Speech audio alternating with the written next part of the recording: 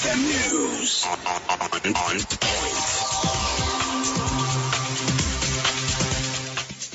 Take a look at the news. I'm Lynn Komjisha. The Speaker of Parliament, Rebecca Kadaga, has warned members of Parliament who are reluctant to submit their data to the Parliamentary Pension Scheme that it will be their families to suffer. The Speaker made the call during her communication this afternoon's plenary sitting, where she urged members of Parliament to submit their details to the scheme, saying she has been informed by the number of members of Parliament are yet to submit their details. Kadaga noted that on a number of occasions some members have died and Parliament has struggled to find people to contact. I urge all the members who are under the Parliamentary Pension Scheme to ensure that they have gone to the office to update about their details. On the members, you may not take it seriously until something happens. In the past, when members have died, we will have problems who to deal with, who to address letters, and so on. So please help us and do that one.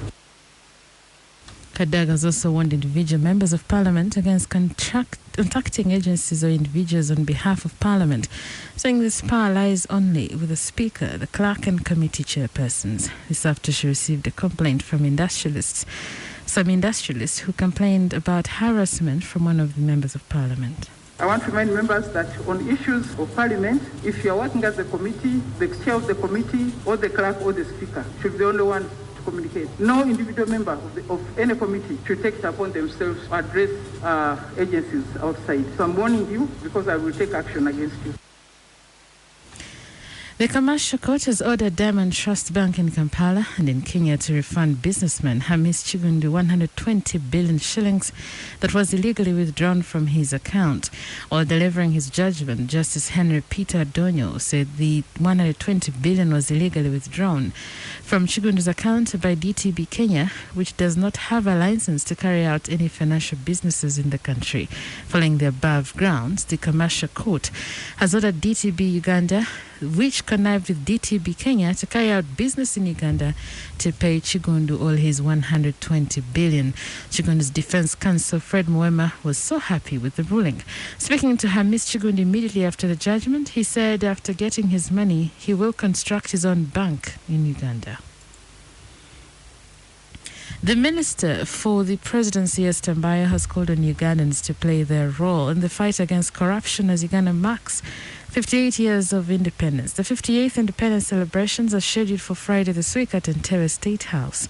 She said irrespective of corruption in the country, achievements have been registered in the health, education and other sectors in the 58 years. Infant and child mortality has been tremendously reduced, giving hope to thousands of mothers. Referral hospitals, healthcare center 3s, 4s, 2s have been constructed across the country to further enhance universal health care in Uganda. The government of Uganda introduced universal primary and secondary education and partially in tertiary institutions, and virtually every child in our country benefit from free education, an opportunity open to fewer hundreds at independence.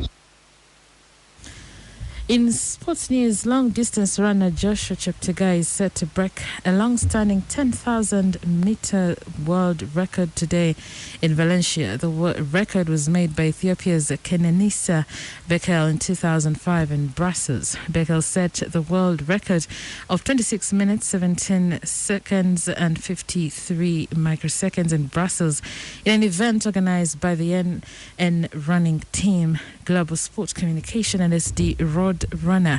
8 athletes, including Uganda's Stephen Kisa, Victor Kiplangat, USA's Shadrach Kipchirchir, Rol Seleda from Spain, Luc Mas and Jean Koreman from Netherlands, and David Buchanan from Spain, who will be competing with Cheptegei today at 9:30 local time. Cheptegei, who will also be guided by the innovative wave light technology, has his 10,000 meters personal best at 26 minutes 48 seconds 36 microseconds, which he achieved in Doha in 2019 World Athletics Championship. In other news, a woman who was believed to for years to be the secret daughter of former Algerian President Abdelaziz Bouteflika has gone on trial for corruption and money laundering. Businesswoman Nachinachi Zulika Chafika is accused of earning a fortune from lucrative public deals, partly by allegedly using her supposed relationship with the long-time president. She was allegedly helped by governors, cabinet ministers, and other top officials, some of whom are on trial together with her. Local newspapers say, in reality, her late father was a war friend of Mr. Bouteflika, and she used the relationship to get in touch with the president soon after he was elected and asked him to help her get permission build a theme park. When she was arrested in 2018, when she was arrested in 2019, investigators seized cash worth nearly €1 million in Nigerian currency, 270,000 euros and $30,000, as well as 17 kilograms of jewelry, in addition to various false travel documents, all hidden in the walls of the well-secured residence. In entertainment news, Kelly Rowland has revealed she's pregnant with her second child. She and husband Tim Witherspoon are already parents to son Titan Joel 6. The Destiny's Child star 39 debuted her bump in a stunning shoot for the latest issue of Women's Health. She said, I quote, "We had been talking about it loosely and then COVID happened and we were just like, let's see what happens.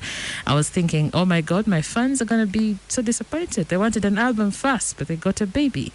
And I was like, I have to figure this out." So they got both. Kelly said she felt pregnant quickly and that her baby is due later in the year. The superstar told the publication she had been nervous to share the news when country is facing a coronavirus pandemic and a national reckoning on race. That was the news. XFM News on point.